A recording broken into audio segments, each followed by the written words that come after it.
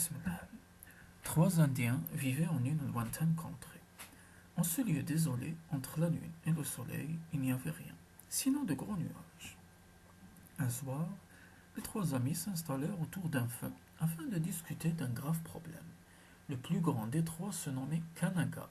Il déclara: Nous ne pouvons plus vivre en une telle contrée. Ici, il n'y a pas d'arbres, pas de rivière, pas de gibier. Tu as raison, dit le plus petit des trois Indiens. Ce pays est réellement trop inhospitalier. Le soleil nous grille la face, pendant que la lune nous gèle le dos. Et puis ajouta le moyen. À marcher sur ces deux nuages, nos pieds se ramollissent. Bientôt nous ne pourrons plus courir et nous ne vaudrons plus rien. Nous devons partir d'ici, décida Kanaga. Suivez-moi, il doit bien avoir un endroit plus agréable dans le vaste monde. Les trois compères furent vite d'accord. Le plus petit éteignit le feu avec des gouttes de rosée et le moyen dispersa les cendres à l'aide d'un cil de la lune, mais au moment de partir, le petit objecta. Tout cela est bien beau. Comment allons-nous voyager? Nous ne possédons ni chien, ni traîneau. Nous n'avons même pas de raquettes à nous mettre aux pieds pour nous déplacer sur la neige poudreuse de ces nuages. Une tortue passa. J'ai une idée, clama Kanaga, et il interpella l'animal. Dis-moi, grosse tortue, toi qui ne cesses d'aller d'un bout de l'univers à l'autre, sais-tu s'il existe une contrée moins désertique que celle-ci? La tortue réfléchit toute une saison et dit: Il y a un millier de lunes, j'ai parcouru un pays habité par des hommes. Il se trouve là-bas, vers l'ouest. Cependant, je vous conseille pas d'y aller, car c'est un endroit très dangereux. Crois-tu que nous ayons peur? Répliqua Kanaga. Nous allons grimper sur ton dos et tu vas nous y mener. La tortue émit un si gros rire que le ciel trembla. Êtes-vous fou? Cela est impossible. C'est très loin et je marche si lentement que vous seriez mort à moitié chemin. Et la tortue s'éloigna de son pas tranquille. Un renard sortit d'entre de lambeaux de brume. Ohé, renard, appela Kanaga. N'es-tu pas réputé pour courir très vite? Si fait, répondit l'animal avec orgueil. Nul n'est plus rapide que moi à la course. Tant mieux. Nous allons utiliser tes compétences, dit Kanaga. Tu vas nous conduire où vivent d'autres hommes. Et n'hésite pas à filer comme l'éclair. Nous nous cramponnerons à ta fourrure. Le renard réfléchit à cette proposition le temps d'une saison. Puis il partit d'un rire si grinçant que de nuages se fondirent et tombèrent en morceaux. Vous pourriez tenir dans cette position pendant tout le voyage. Ne savez-vous pas que je perds mes poils chaque automne?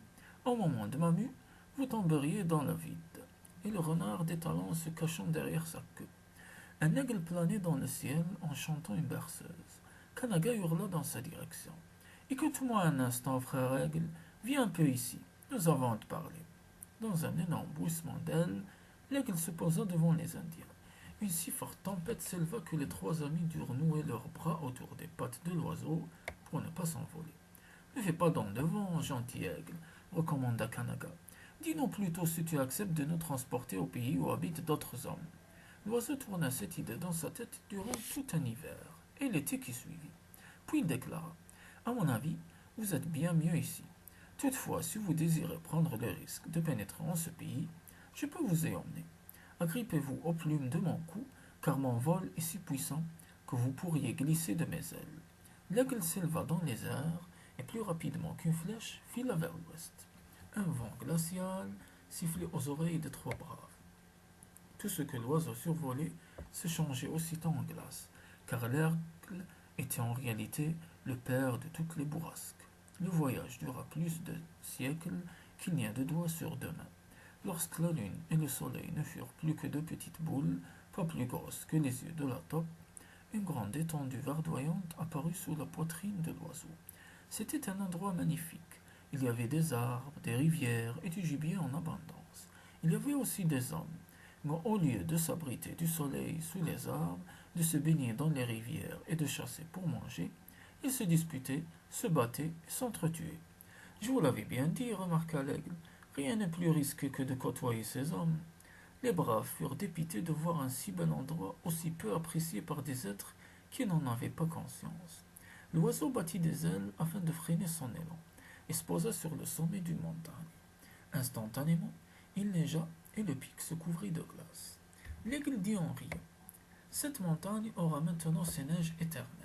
Elle est d'ailleurs bien plus belle avec des cheveux blancs.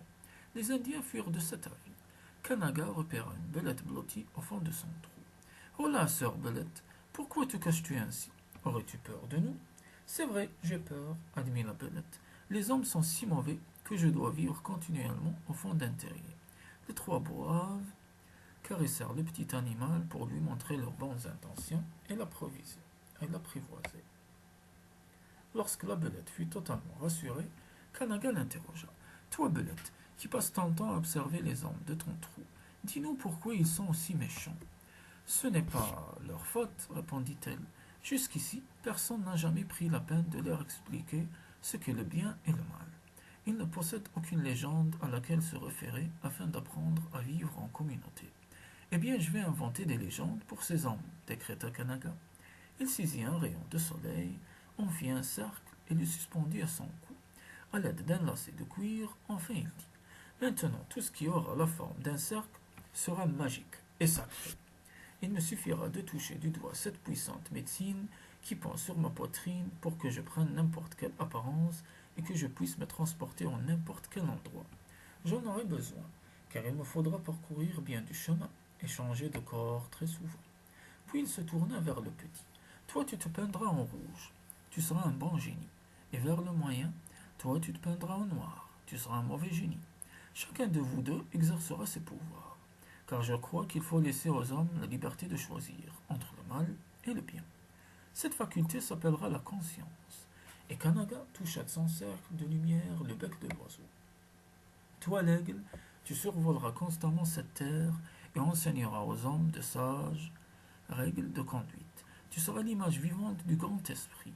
Chacun partit dans une direction différente, et c'est ainsi que Kanaga parcourut le monde en inventant les légendes dont les êtres humains avaient besoin.